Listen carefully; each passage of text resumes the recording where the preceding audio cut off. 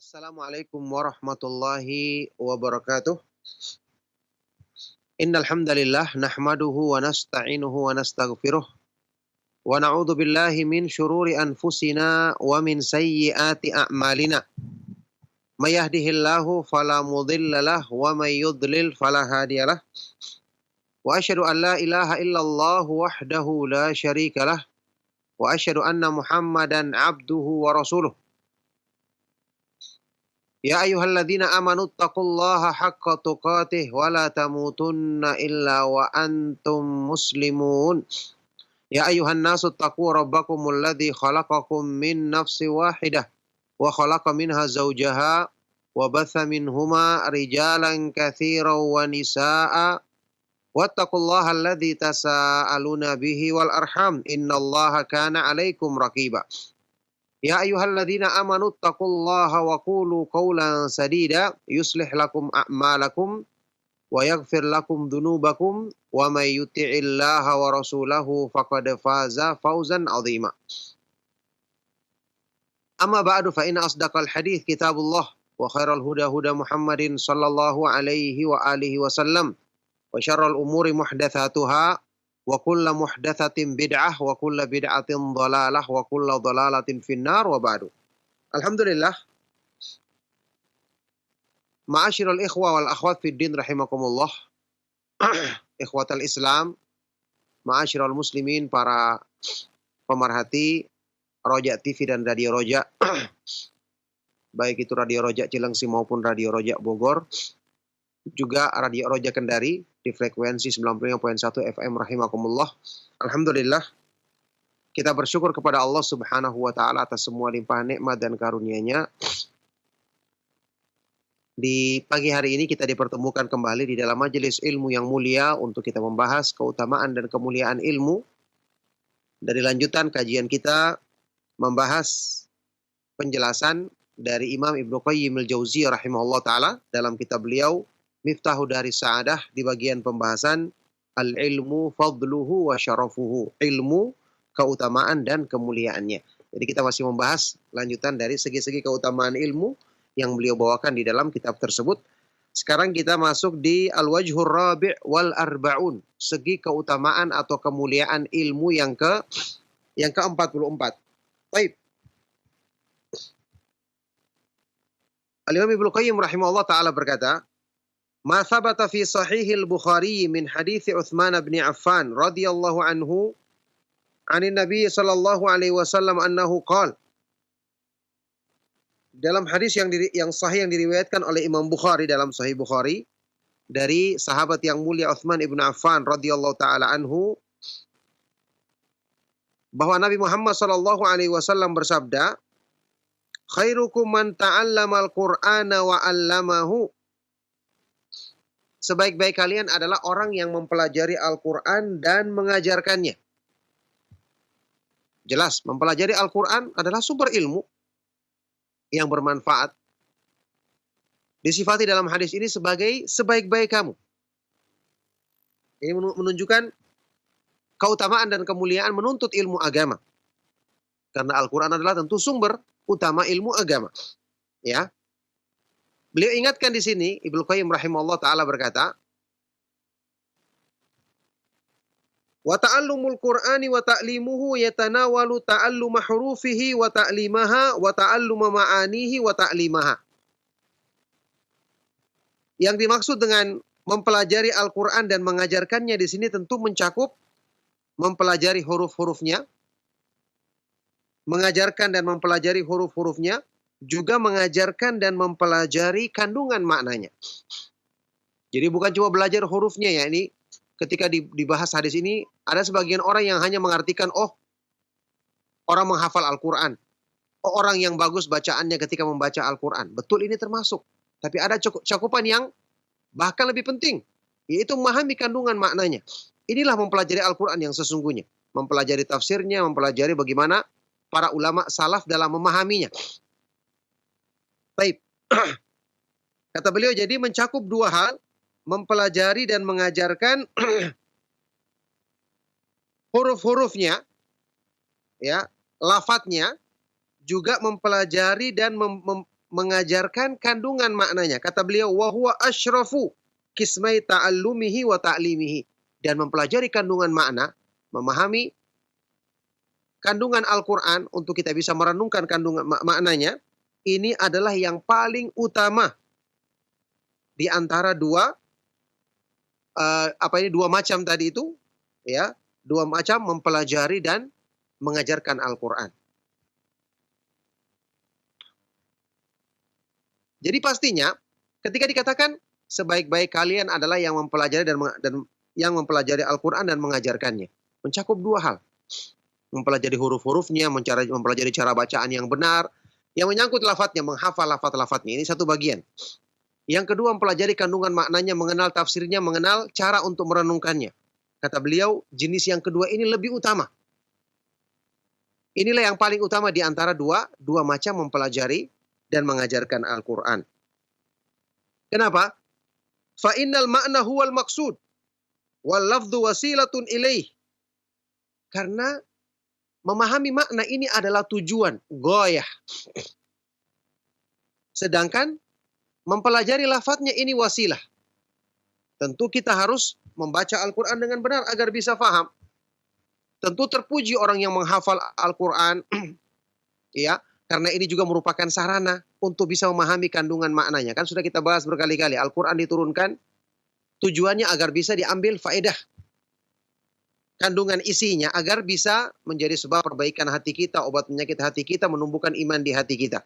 Kitabun anzalnahu ilaika mubarakun liyadabbaru ayatihi wa liyatadzakkara ulul albab. Kitab Al-Quran yang kami turunkan kepadamu, wahai Rasulullah, penuh dengan keberkahan, penuh dengan kebaikan, supaya manusia merenungkan isinya. Agar mereka merenungkan isinya, mentadabburinya, dan agar orang-orang yang berakal bisa mengambil pelajaran darinya. Jadi tujuannya Al-Quran diturunkan agar difahami, karena dia adalah petunjuk, kita petunjuk. Meskipun dibaca dan dihafal itu adalah keistimewaan, tapi namanya dia adalah sarana. Kalau sarana tidak membawa kepada tujuan, apa artinya? Tetap itu dapatkan pahala dan keutamaan, tapi tidak terwujud tujuan diturunkannya Al-Quran untuk menjadi perbaikan bagi hati manusia, menjadi sebab yang menumbuh hati manusia. Makanya kata beliau di sini, memahami makna inilah tujuan. Kedudukannya seperti tujuan. Sedangkan membaca lafadznya atau menghafal lafadznya ini sebagai sarana kepada tujuan tersebut. Fata'allumul ma'na wa ta'limuhu ta'allumul ghayati wa ta'limuha. Maka mempelajari makna kandungan Al-Quran dan mengajarkannya berarti mempelajari tujuan. Mempelajari tujuan dan mengajarkannya. Wa ta'allumul lafdil mujarradi wa ta'limuhu ta'allumul wasaili wa ta'limuha. Sedangkan orang yang mempelajari lafaz saja, ya, atau mengajarkan lafaz Al-Quran saja, ini sekedar mempelajari sarana dan mengajarkan sarana.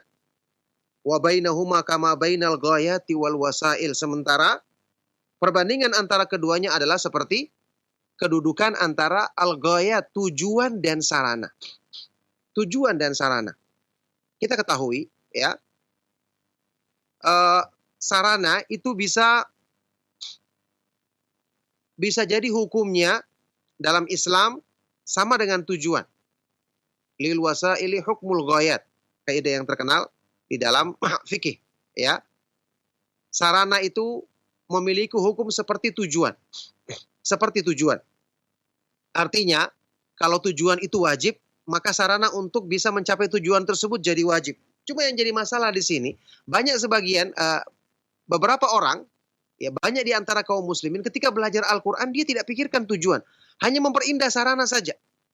Tujuannya bahkan tidak dibahas atau tidak dipikirkan untuk dicapai. Contoh seperti orang yang fokus hanya menghafal Al-Quran. Meskipun indah menghafal Al-Quran. Fokus hanya memperbaiki bacaan agar terdengar indah. Tapi kandungannya tidak difahami.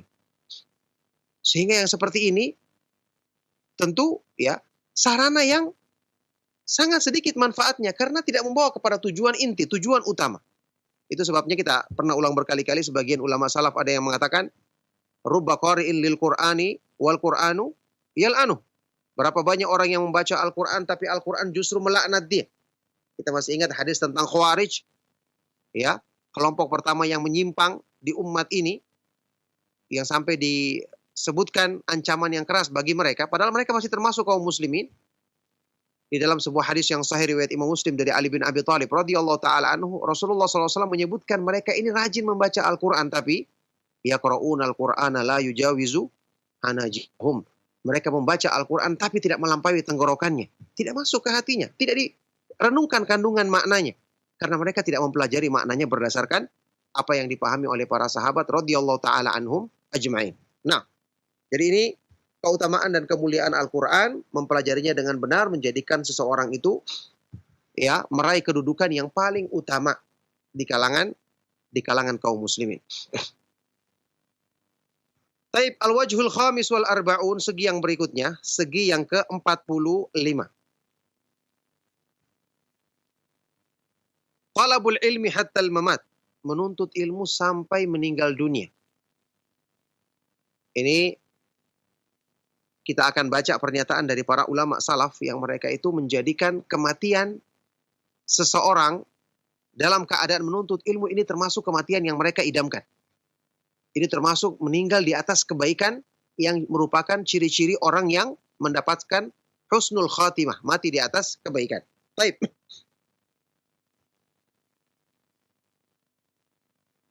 Kata Ibnu Qayyim rahimahullah taala, "Marwahul hakimu fil mustadraki wa qala ala syarti syaikhaini min hadithi Anas radhiyallahu anhu anin Nabi sallallahu alaihi wasallam annahu qala." Hadis yang diriwayatkan oleh Imam Al-Hakim di dalam Mustadraknya, dan beliau mengatakan hadis ini sahih berdasarkan syarat Bukhari dan Muslim.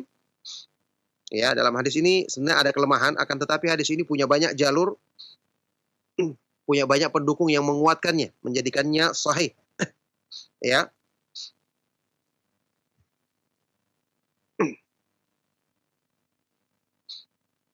Ini juga diterangkan oleh Syekh Al-Albani rahimahullah taala tentang kedudukan hadis ini yang kuat.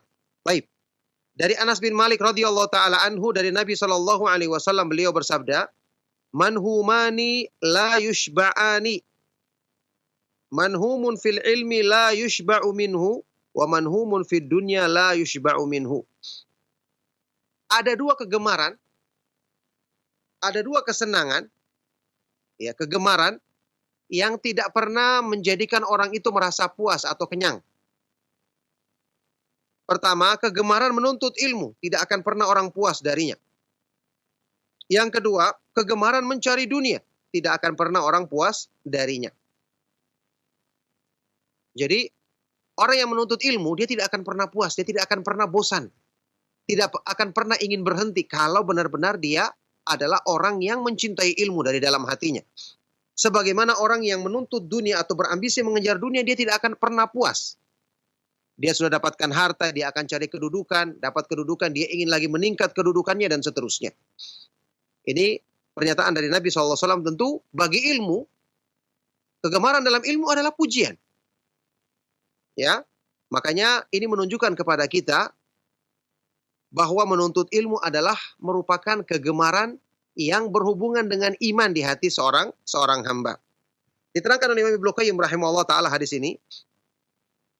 Faja'ala an-nabiy sallallahu alaihi wasallam an-nahmata fil ilmi wa adama asy-syib'i minhu min lawazimil imani wa awsafil mu'minin.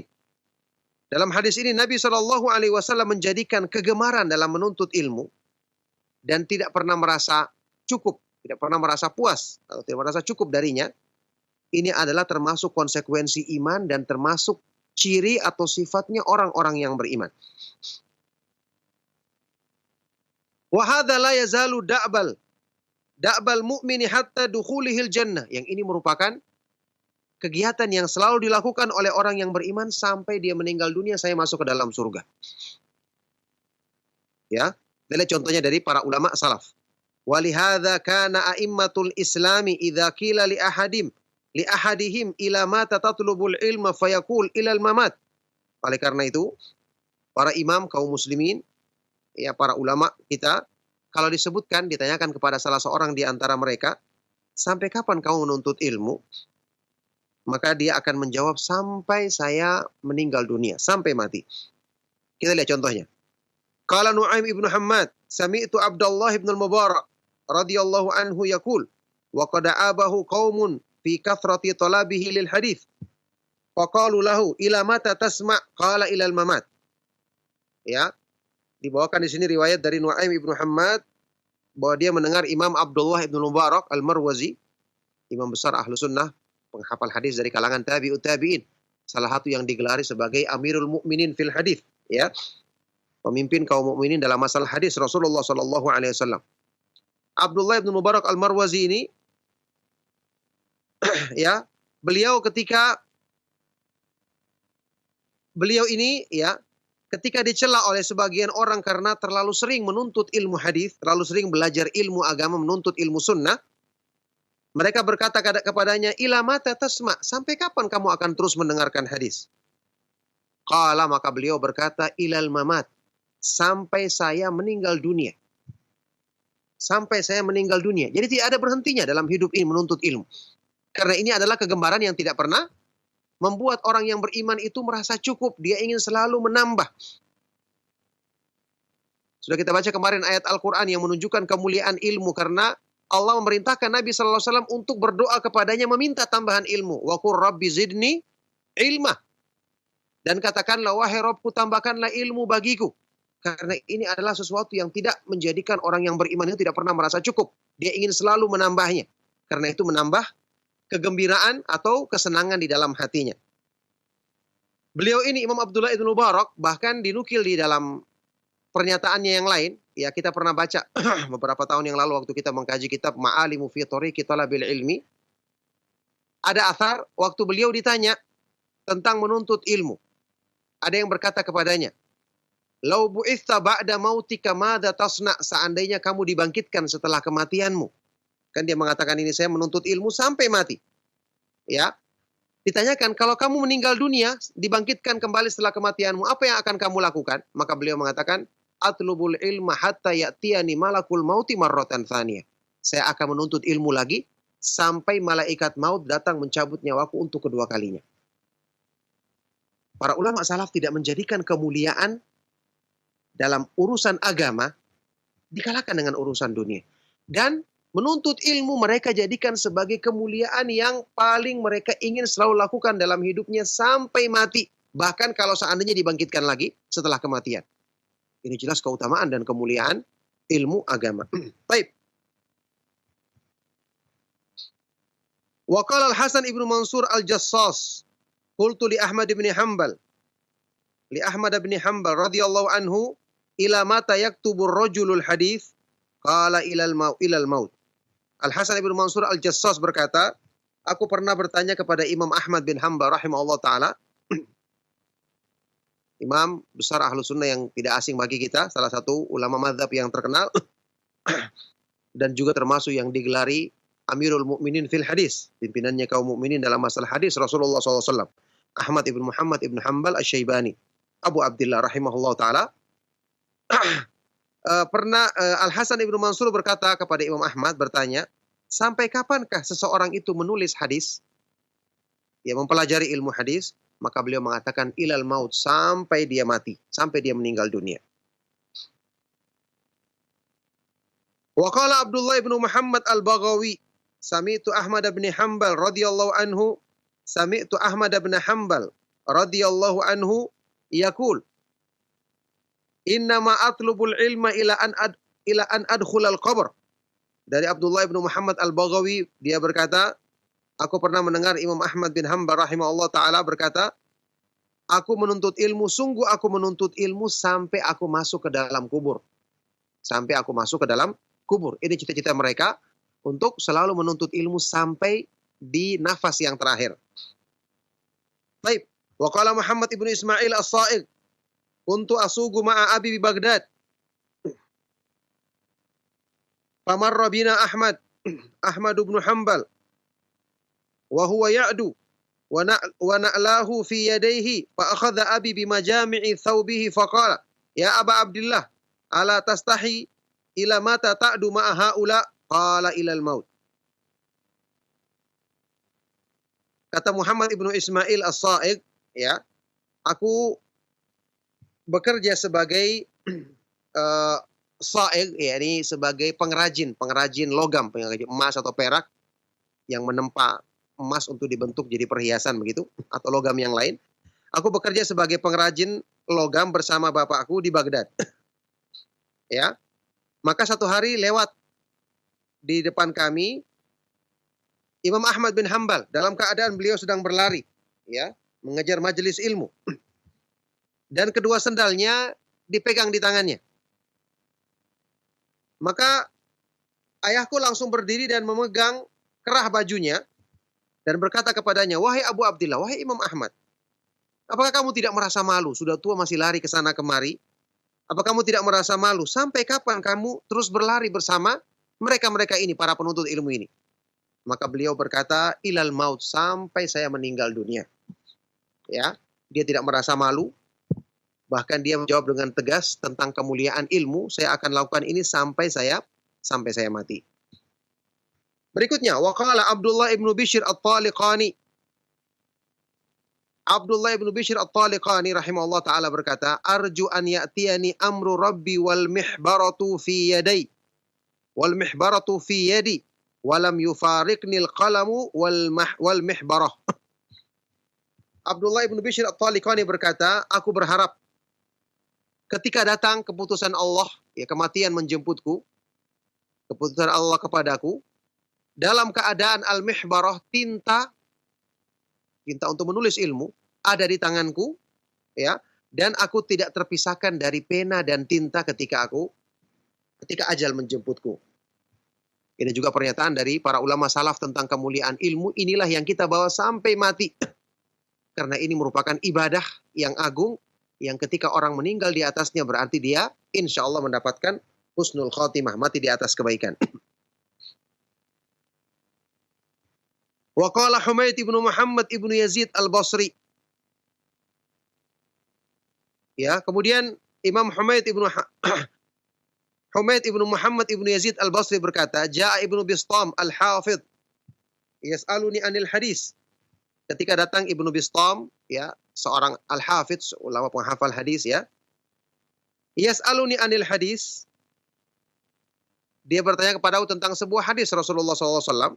Fakultu lahu ma asyadda hirsaka 'alal hadis. Maka aku berkata kepadanya, alangkah besarnya semangatmu untuk menuntut ilmu hadis, untuk menanyakan tentang hadis.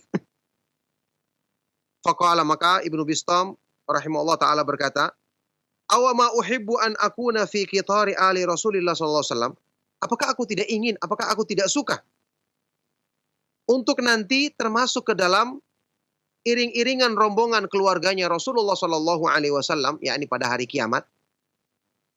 Ya, aku menuntut ilmu sunnah ini supaya nanti bisa Allah masukkan ke dalam rombongan keluarganya Rasulullah sallallahu alaihi wasallam ketika menghadapnya. Siapa yang tidak menginginkan mendapatkan keutamaan ini, mendapatkan pembelaan dari Rasulullah SAW di hadapan Allah. Ya, sudah pernah kita sebutkan di dalam tafsir Ibnu Katsir, dinukilkan ucapan salah seorang ulama salaf tentang makna firman Allah Subhanahu wa taala, "Yauma nad'u kulla unasim bi imamihim." Pada hari kiamat nanti kami akan memanggil setiap orang dengan imamnya. Untuk menghadap Allah Subhanahu wa taala, seorang akan dipanggil dengan imamnya. Yakni siapa yang diikutinya di dunia? Kata salah seorang ulama salaf dalam tafsir Ibnu Katsir tentang ayat ini, "Hadhihi akbaru syarafin li ashabil hadits fa inna imamahum Nabi sallallahu alaihi wasallam. Lianna imamahum Nabi sallallahu alaihi wasallam." Ayat ini merupakan sebesar-besar kemuliaan bagi orang yang selalu belajar ilmu sunnah, karena imam yang akan memimpin mereka ketika menghadap Allah nanti, yang akan dipanggil bersama mereka adalah Nabi Muhammad sallallahu alaihi wasallam. Siapa yang tidak ingin dapatkan keutamaan ini? Inilah keutamaan belajar ilmu agama, belajar ilmu sunnah Rasulullah sallallahu alaihi wasallam. Wa qila li ba'dil ulama, kemudian ditanyakan kepada salah seorang ulama terdahulu, ila mata yahsunu bil mar'i an yata'allam, sampai kapankah usia yang pantas bagi seseorang untuk belajar ilmu agama? Ulama ini berkata, qal ma hasunat bihil hayatu, selama dia masih pantas hidup. Ya, selama dia masih pantas hidup. Jadi sudah tua pun tidak ada masalah. Bahkan lebih dianjurkan karena lebih mengingatkan dia kepada kematian, membuat dia lebih mempersiapkan dirinya untuk menghadapi kematian. Jadi tidak ada usia sudah terlewat dalam menuntut ilmu, tidak. Selama dia masih pantas hidup. Nah, Wa su'ilal Hasanu 'anir rajuli lahu 80 sanatan. Nah, ini berikutnya. Imam Al-Hasan Al-Basri ditanya tentang seseorang yang umurnya sudah 80 tahun. Sudah 80 tahun. Ayah sunu an yatlubal ilma, apakah dia masih pantas menuntut ilmu? Qala Al-Hasan Al-Basri rahimahullah ta'ala berkata, in kana yahsunu bihi an ya'ish. Iya, masih pantas kalau dia masih pantas hidup. Ya, kalau dia masih pantas hidup. Jadi selama dia masih hidup, masih terus pantas menuntut ilmu karena ini adalah sebaik-baik bekal sampai dia meninggal dunia nantinya. Nah, maka ini keutamaan dan kemuliaan ilmu yang sangat agung. Baik. Kemudian segi yang berikutnya, as-sadis al-wajhus sadis wal arbaun, segi ke-46, al-hikmatu hiyal ilmu, hikmah itu adalah ilmu.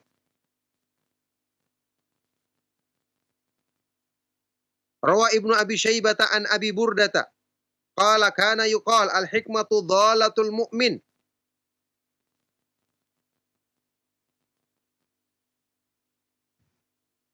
Ya'khudhuha idza wajadaha. Di dalam Musnad Ibnu Abi Syaibah beliau meriwayatkan dari Abu Burdah Al-Aslami radhiyallahu taala anhu, beliau berkata bahwa dulunya dikatakan hikmah itu adalah dhalatul mu'min, barang hilang dari orang yang beriman, barang berharga yang hilang dari orang yang beriman, maka dia akan mengambilnya ketika dia mendapatkannya. Ini ucapan dari dinisbatkan kepada Abu Burdah radhiyallahu taala anhu. Ya. Ada penisbatan hadis ini kepada Rasulullah sallallahu alaihi wasallam yang cukup terkenal di kalangan masyarakat. Kalimatul hikmah dhalatul mu'min haitsu wajadaha fahuwa ahaqqu biha. Kalimat hikmah itu adalah barang hilangnya orang yang beriman, dimanapun dia dapatkan maka dia lebih berhak untuk mengambilnya. Ya, ini penisbatan hadis ini kepada Rasulullah SAW adalah penisbatan yang hadisnya dhaif, hadisnya lemah, penisbatan yang secara riwayat lemah, tidak bisa dinisbatkan kepada Nabi SAW. Dan dari semua tentu saja para ulama juga telah melemahkan hadis ini. Maka kita cukup mengambil dari ucapan para ulama salaf yang jelas tentu saja kebenaran ilmu agama ini adalah sesuatu yang sangat berharga dari orang yang beriman. Maka ketika dia mendapatkan ilmu, dia akan berusaha untuk memahaminya dengan baik dan mengikutinya. Ya, dari secara makna ini dibenarkan tapi tidak bisa dinisbatkan kepada Rasulullah Shallallahu Alaihi Wasallam ucapan ini karena tidak sahih periwayatannya. Nah, kata Ibnu Qayyim di sini, wal hikmatu hiyal ilmu fa in faqadahu fa idza faqadahu al mu'minu fa huwa bi manzilati man faqada dhallatan nafisatan min nafaisihi fa idza wajadaha qarra qalbuhu wa farihat nafsuhu biwijdaniha. Maka hikmah di sini maksudnya adalah ilmu agama. Maka ketika seorang mukmin kehilangan ilmu, ya, jauh dari majelis ilmu, maka ini kedudukannya seperti orang yang kehilangan barang yang berharga dari barang-barangnya yang berharga.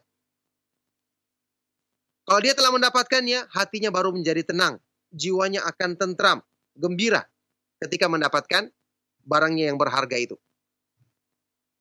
Kadzalikal mu'minu idza wajada dhallata qalbihi wa ruhihi allati huwa daiman fi talabiha wa nishdaniha wa taftishi 'alaiha. Maka demikianlah yang dirasakan oleh orang yang beriman. Ya, ketika dia mendapatkan barang berharga yang dicari hatinya, yang dicari oleh ruhnya, yang selalu dia berusaha mencari dan meneliti dia di mana dia bisa mendapatkan barangnya yang berharga itu. Dia baru ketika dia dapatkan baru dia akan rasakan gembira dan tenang dalam hidupnya. Kata Ibnu Qayyim, wa hadza min ahsanil amtsilah, ini termasuk permisalan atau analogi yang sangat indah. Ya, diperumpamakan barang yang berharga ketika didapatkan oleh orang yang sudah lama kehilangan seperti orang yang beriman ketika dia mendapatkan menuntut ilmu. Fa inna qalbal mu'mini yatlubul ilma haitsu wajadahu a'dhama min talabi sahibi dhallati laha. Karena sesungguhnya orang yang beriman dia akan terus menuntut ilmu. Maka ketika dia mendapatkannya, rasa nikmat, rasa tenang yang dirasakan di hatinya lebih besar dibandingkan seseorang yang mencari barang berharga yang hilang dari dirinya. Maka ini jelas keutamaan dan kemuliaan yang besar bagi seorang yang menuntut ilmu agama. Barakallahu fikum. Insya Allah cukup sampai di sini. Beberapa segi keutamaan ilmu yang kita bisa baca di kesempatan pagi hari ini. Semoga bermanfaat dan menjadi sebab kebaikan untuk kita semua. Menjadi motivasi kebaikan untuk menyemangati kita dalam menuntut ilmu agama. Karena ini adalah sesuatu yang sangat tinggi dan agung kedudukannya. Kita masih ada waktu untuk bertanya jawab. Ya, saya persilakan. Sallallahu wasallam wa barak ala nabiyina Muhammad wa ala alihi wa sahbihi wa man tabi'ahum bi ihsan ila yaumiddin. Walhamdulillahi rabbil alamin. Nah, Ustaz, jazakallah khairan Ustaz, barakallahu fiik atas materi yang telah disampaikan Ustaz di kesempatan pagi hari ini. Dan ikhwatal Islam azani Allahu ayyakum, untuk berikutnya kita akan simak sesi interaktif soal jawab. Bagi Anda yang bertanya secara langsung, Anda bisa menghubungi kami. Halo, Assalamualaikum Ustaz. Waalaikumsalam warahmatullahi wabarakatuh. Dengan siapa Ibu dan berada di mana? Dengan Umu Abdurrahman di Tangerang Ustaz. Ya, silakan. Ini Ustaz, apakah kalau kita mau memperbanyak zikir mutlak harus pakai niat dulu atau tidak ya Ustaz? Ya, cukup itu saja. Ya cukup, terima kasih ya Ustaz. Mohon penjelasannya ya. Baik, terima kasih kembali. Dan kepada Ustaz kami persilakan untuk menjawab. Silakan Ustaz. Yang bermanfaat sekali dari ibu yang bertanya tadi. Semoga Allah Subhanahu wa taala senantiasa melimpahkan kebaikan kepada beliau dan juga kepada kita semua. Ya, kalau tidak salah dengar tadi pertanyaannya, apakah kalau kita ingin berzikir dengan zikir mutlak harus pakai niat juga? Berzikir adalah ibadah yang agung dan semua ibadah tentu harus ada niatnya. Bukankah Rasulullah SAW bersabda, innamal a'malu binniyat wa innamal likulli imri'in ma nawa. Hadis riwayat Bukhari Muslim yang terkenal. Sesungguhnya amal itu dilakukan dengan niatnya, tergantung dari niatnya, dan sesungguhnya seorang itu akan mendapatkan sesuai dengan apa yang diniatkannya. Maksudnya di sini, kita berzikir dalam rangka untuk membesarkan, mengagungkan nama Allah Subhanahu wa taala, menjadikan hati kita tidak lalai dari mengingat Allah Subhanahu wa taala. Itu niat kita. Jadi waktu kita berzikir bukan cuma sekedar misalnya mengisi waktu kosong, ya, bukan cuma sekedar melatih lisan kita. Meskipun ini tujuan yang tidak salah, tapi niat utama kita adalah untuk mendekatkan diri kita kepada Allah Subhanahu wa taala. Karena kita ingat keutamaan yang disebutkan di dalam Al-Qur'an, fadhkuruni adzkurkum. Maka berzikirlah kepadaku, niscaya aku akan mengingatmu. Ya, supaya Allah mengingat kita, menolong kita, ya, utamanya dalam urusan-urusan penjagaan terhadap iman kita. Jadi harus ada niat-niat baik seperti ini. Nah, barakallahu fikum. Nah, Ustaz Taufik, barakallah. Jazakallah khairan atas jawaban yang telah disampaikan Ustaz, dan demikian jawaban untuk Umu Abdurrahman di Tangerang, mudah-mudahan dapat difahami dengan baik dan benar. Ikhwatul Islam azani Allahu wa iyyakum, masih kita angkat pertanyaan melalui telepon. Ya, silakan. Assalamualaikum. Waalaikumsalam warahmatullahi wabarakatuh. Dengan siapa Ibu dan berada di mana? Dari hamba Allah di Jakarta Timur. Ya, silakan Ibu. Barakallahu fiik Ustaz. Taufik, barakallah. Ini tadi kan Ustaz menjelaskan, mengatakan sebaik-baiknya orang yang berilmu itu belajar Quran dan mengajar Quran. Nah, bagaimana kalau ada orang dia itu pengajar Quran ya? Pastinya bukan hanya sekedar membaca Quran, tapi memahami dan mengerti kandungannya. Tapi akhlaknya misalnya dia tuh sering berkata menyakitkan orang gitu. Bukan saya sendiri aja, banyak yang mengatakan dia kalau berkata itu menyakitkan hati. Itu bagaimana ya Ustaz? Mohon pencerahannya. Syukron jazakallahu khairan. Assalamualaikum. Waalaikumsalam warahmatullahi wabarakatuh. Wa jazakillahu khairan. Dan kepada Ustaz kami persilakan menjawab. Silakan Ustaz. Yang bermanfaat sekali dari ibu yang ada di Jakarta Timur tadi ya. Semoga Allah Subhanahu wa taala senantiasa melimpahkan rahmat dan kebaikannya kepada beliau, keluarganya, dan juga kepada kita semua. Ya, tentu saja ini adalah sesuatu yang seharusnya tidak terjadi. Perumpamaannya seperti ini Ibu ya. Kalau kita katakan seorang muslim itu kan harusnya dia benar-benar berislam, namanya muslim, orang Islam mengajarkan kebaikan. Tapi ada muslim, misalnya seorang muslim oknum ya, mencuri, seorang muslim menipu misalnya, mengaku muslim tapi dia melakukan perbuatan buruk. Ini kan bukan berarti yang salah Islamnya, iya kan? Sama dengan Al-Quran tadi. Sama juga contoh misalnya Al-Quran menyebutkan dengan lebih rinci lagi. Inna sholata tanha anil fahsyai wal munkar. Sesungguhnya sholat itu mencegah dari perbuatan keji dan mungkar. Ya, ini jelas. Tapi ada orang yang dia sholat, ya kita lihat dia sholat, tapi setelah itu dia melakukan perbuatan keji dan mungkar. Apakah ini sholatnya yang salah? Jawabannya tidak. Berarti orang seperti ini dia tidak mengamalkan kandungan sholat yang sesungguhnya.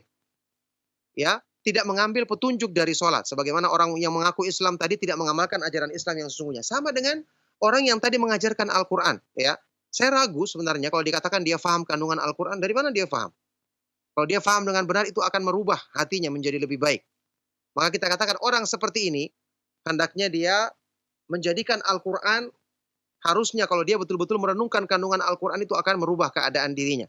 Maka ini tentu contoh atau oknum yang contoh yang salah, yang tidak bisa menjadi sandaran mengatakan berarti orang yang mengajarkan Al-Quran tidak menjadi orang yang sebaik-baik di antara kamu. Tidak demikian tentu saja. Ini adalah contoh yang salah. Kalau dia merenungkan kandungan Al-Quran dengan benar, sebagaimana kalau dia melaksanakan sholat dengan benar, tentu akan mencegah dia dari perbuatan keji dan mungkar. Ya, cuman orang seperti ini, ketika dia mengajarkan Al-Quran saja seperti itu akhlaknya, apalagi lebih parah lagi kalau dia tidak mengajarkan Al-Quran, maka tentu lebih parah keadaannya. Yang paling baik adalah kita berusaha menasihati dia. Jadi kalau ibu punya kemampuan atau temannya untuk bisa menasihati dia, maka sampaikanlah nasihat bahwasanya dia sekarang menjadi pengajar Al-Quran, harusnya menampilkan diri sebagai orang yang sebaik-baik di kalangan kamu, sebagaimana yang dipuji oleh Rasulullah SAW dalam hadis tadi. Nah, barakallahu fikum. Nah, Ustaz Taufik, barakallah. Jazakallah khairan atas jawaban yang disampaikan, Ustaz. Untuk berikutnya, ikhwatal Islam azani Allahu ayyakum, kita angkat pertanyaan melalui pesan singkat yang sudah masuk, Ustaz, dari pendengar kita di Jakarta dengan Ummu Kiran atau Ummu Kiran. Beliau berkata, bertanya, Ustaz, jika seseorang tidak mempunyai kemampuan secara fisik dan finansial untuk belajar membaca Al-Quran secara talaki, namun tetap membaca Al-Quran, tafsirnya, berusaha mengamalkannya, dan memperbaiki bacaan Al-Qurannya hanya dengan mendengarkan bacaan-bacaan Ustadz pada saat kajian, apakah dia berdosa Ustadz dalam masalah ini, Ustadz? Silakan, Ustadz. Waalaikumsalam. Pertanyaan bermanfaat sekali dari Ummu Kiran tadi ya. Semoga Allah Subhanahu wa taala senantiasa melimpahkan kebaikan kepada beliau dan juga kepada kita semua. Ya, sekarang apa alasannya dia tidak bisa belajar Al-Qur'an secara talaki? Karena Al-Qur'an ini membacanya kita perlu diluruskan. Karena bacaan kita adalah bukan orang Arab asli, ya masih banyak yang salah dari bacaan kita. Kita perlu talaki agar kita bisa membaca Al-Qur'an dengan benar. Bagaimanapun ini sarana agar kita bisa paham kandungan maknanya. Yakni, kenapa untuk urusan dunia kita bisa belajar sampai detail, untuk belajar Al-Quran kita tidak sempatkan diri. Kita berusaha. Sekarang apalagi dengan sarana yang ada saat ini. Kalau talaki tidak bisa secara langsung, kita bisa dengarkan lewat telepon paling tidak. Ya, supaya kita bisa diluruskan bacaan kita. Ya, apalagi sekarang, insya Allah di mana-mana, bahkan yang paham tentang tajwid yang benar atau makhraj yang benar dalam bacaan Al-Quran dari ustadz-ustadz atau mungkin yang ustadzah yang bermanhaj salaf juga banyak. Kita bisa panggil beberapa orang di antara kita manggil untuk bisa membenarkan bacaan kita. Ya, tentu saja ini yang kita usahakan maksimal. Kalau memang ada halangan yang Allah tentu maha mengetahui siapa yang benar-benar ada halangan bagi dirinya, maka dia belajar sesuai dengan kemampuannya, sesuai dengan apa yang dia bisa dengarkan dari. Bahkan sekarang yang saya ketahui juga mungkin di Rojak TV ada bimbingan mempelajari tajwid, mempelajari makhraj Al-Quran yang benar. Bisa kita baca juga untuk diluruskan. Masya Allah, ini adalah kemudahan yang Allah Subhanahu wa taala berikan yang harusnya kita manfaatkan dengan sebaik-baiknya. Nah, barakallahu fikum. Nah, Ustaz Taufik barakallah, wafikum barakallah, Ustaz. Dan untuk pertanyaan berikutnya masih dari pertanyaan pesan singkat, Ustaz, dari pendengar kita di daerah Bogor. Beliau bertanya, Ustaz, apakah termasuk ilmu yang bermanfaat dan tauhid yang benar tidak bermudah-mudahan bergaul dekat dengan orang awam yang jauh dari agama? Karena sudah banyak mendapati demikian, masih bermudah-mudahan bergaul dengan orang awam, bahkan sampai mengorbankan ilmu dan majelis ilmu untuk mendapatkan keuntungan dunia darinya. Mohon Ustaz berikan nasihat. Silakan, Ustaz. Pertanyaan bermanfaat sekali. Semoga Allah Subhanahu wa taala senantiasa melimpahkan rahmat dan kebaikannya kepada antum yang bertanya dan kepada kita semua. Ya, ini perlu dirinci pertanyaan seperti ini. Ya, bergaul dengan orang awam secara umum untuk mendakwai dia, mempengaruhi dia dalam kebaikan itu dianjurkan di dalam Islam. Karena kita diperintahkan untuk berdakwah. Ya, bahkan disebutkan di dalam hadis yang sahih dalam Sahih Muslim, Rasulullah SAW bersabda, "Al-mu'minul ladzi yukhalitun nas wa yasbiru ala adahum khairun minal mu'min ladzi lam yukhalitin nas minal mu'minil ladzi lam yukhalitin nas wa lam yasbir ala adahum."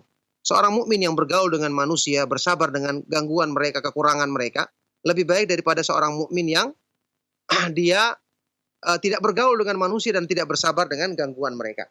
Jadi orang awam pun kita dekati untuk mendakwai dia. Cuman ada batasannya tadi. Kalau sampai berlarut-larut, bukan kita yang mewarnai, malah kita yang dipengaruhi, kita yang diwarnai, ya ini jelas salah. Tetap kita dekati mereka dalam batasan-batasan kita mengajak mereka. Makanya ada orang yang kita perhatikan. Mungkin orang ini kita sudah berajak berkali-kali, ternyata tidak mempengaruhi, dia malah kita yang dipengaruhi. Ya tinggalkan, cari yang lain. Ya, karena kita juga diperintahkan di dalam hadis-hadis yang lain tentang hati-hati dalam memilih teman dekat kita. Ya, Rasulullah SAW dalam hadis yang terkenal yang derajatnya hasan, almar'u ala dini khalilihi falyanzur ahadukum man yukhalil. Seseorang itu tergantung agama teman dekatnya kepada agama dari siapa yang dia selalu bersamanya. Maka hendaknya masing-masing kalian melihat kepada siapa dia menjadikan teman dekatnya. Jadi ini ada batasannya masing-masing. Kalau terlalu berlebihan jelas salah. Sampai terpengaruh meninggalkan majelis ilmu hanya mengejar dunianya saja, jelas ini salah. Tapi kalau dia mendekati dengan tujuan untuk mendakwainya, dan tentu dia mentargetkan kalau ada orang yang susah didakwai maka dia cari yang lain. Ini juga termasuk perkara yang diperhatikan dalam masalah ini, ya. Yang jelas kita mendekati mereka sesuai dengan petunjuk Allah Subhanahu wa taala dan Rasulnya, ini yang dianjurkan. Bersamaan dengan itu tetap kita menjaga diri agar tidak terpengaruh dengan kebiasaan-kebiasaan buruk yang dilakukan oleh orang-orang di sekitar kita. Nah, barakallahu fikum. Nah, Ustaz Wafiq Barakallah, jazakallah khairan Ustaz atas jawaban yang memberikan Ustaz, dan kita akan angkat pertanyaan terakhir di kesempatan pagi hari ini melalui telepon. Ya, silakan. Waalaikumsalam warahmatullahi wabarakatuh. Dengan siapa Ibu dan berada di mana? Waalaikumsalam warahmatullahi wabarakatuh. Dengan siapa Ibu dan berada di mana? Dengan Umu Ilyas di Jogja, Ustaz. Umu Ilyas, ya silakan Umu Ilyas pertanyaannya. Afwan mau tanya, ini kalau misalkan ada saudara kita ya yang usia sudah 50 tahun, beliau udah kenal sunnah, tapi masih ada beberapa maksiat yang beliau lakukan. Mungkin nggak hal seperti itu sengaja Allah takdirkan hanya untuk menguji kita itu sabar nggak menghadapi beliau, tapi nanti kemudian di akhir usia beliau akan dikasih hidayah gitu, Ustaz. Atau memang seperti yang dikatakan yang pernah dapat, yaitu dari Ustadz bahwa kalau seseorang itu usia udah lebih dari 40 tahun dan belum kembali pada syariat, maka kecil kemungkinan untuk bertaubat. Nah, itu yang mana, Ustadz? Mohon penjelasannya. Syukran, jazakallahu khairan. Afwan wa jazakallahu khairan. Terima kasih banyak, dan kepada Ustadz kami persilakan untuk menjawab. Silakan Ustadz. Yang bermanfaat sekali. Jadi kondisi seperti ini ya adalah ilmu gaib yang cuma Allah Subhanahu wa taala yang mengetahuinya, karena kita tidak tahu keadaan seorang tersebut. Yang jelas kita terus berusaha menasehatinya. Ya, kita berusaha menasehatinya dan bersabar dengan kekurangannya. Cuman kalau seandainya mungkin dia agak membantah atau bersikeras dalam perbuatan maksiat tersebut dan kita termasuk orang yang dekat dengan dia, kita bisa sikapi dengan lebih keras. Kita bisa sikapi dengan keras, mungkin menjauhi sementara untuk melihat agar dia terpengaruh dengan nasihat yang kita sampaikan. Adapun masalah kesudahannya, apakah dia termasuk orang yang nanti di akhir hidupnya Allah berikan hidayah, atau mungkin seperti yang tadi diterangkan, kalau dia sudah melebihi 40 tahun tapi kemudian dia masih berbuat maksiat, ini kecil kemungkinan, kita tidak tahu. Yang mengetahui adalah cuma Allah Subhanahu wa taala semata-mata akhir dari kehidupan seseorang. Yang jelas kita hanya berusaha. Kita hanya berusaha dan mendoakan kebaikan sama dia. Kita berharap semoga Allah berikan hidayah kepada dia. Cuma nanti kita lihat orang ini ciri-cirinya bagaimana terhadap nasihat tersebut. Ada sebagian orang yang berbuat maksiat, itu ketika dia ditegur dia malah membantah, dia mencari-cari alasan untuk membenarkan dan seterusnya. Wah, ini yang berbahaya. Karena dari hatinya dia sudah menolak. Ya, dari hatinya dia sudah menolak. Tapi ada orang yang mungkin dia ya ditegur, dia masih mengatakan, ya ini adalah kesalahan saya, ini kekurangan saya, mudah-mudahan saya bisa merubah, saya akan berusaha meninggalkannya. Ini masih mending. Ini masih mending keadaannya karena dari hatinya dia tidak menolak, ya. Orang yang dari hatinya masih ada pengakuan tentang keburukannya, ini masih mending keadaannya dibandingkan dengan orang yang hatinya pun, dari hatinya pun sudah tertutup untuk menerima nasihat. Naudzubillah min dzalik. Yang jelas, tetap kita berharap kebaikan, apalagi kepada orang yang kita kenal, orang yang dekat dengan kita, terus kita nasihati, dan kita berharap semoga Allah Subhanahu wa taala membukakan hatinya, karena dialah yang maha kuasa untuk membolak-balikan hati manusia. Demikianlah, ini pertanyaan yang terakhir di kesempatan perjumpaan kita di pagi hari ini ya. Semoga apa yang kita bahas, pertanyaan-pertanyaan yang kita jawab memberi manfaat, kebaikan, menambah ilmu yang bermanfaat, yang mewariskan amalan soleh untuk kebaikan dunia dan akhirat kita. Kita cukupkan sampai di sini. Mohon maaf atas segala yang salah dan kurang.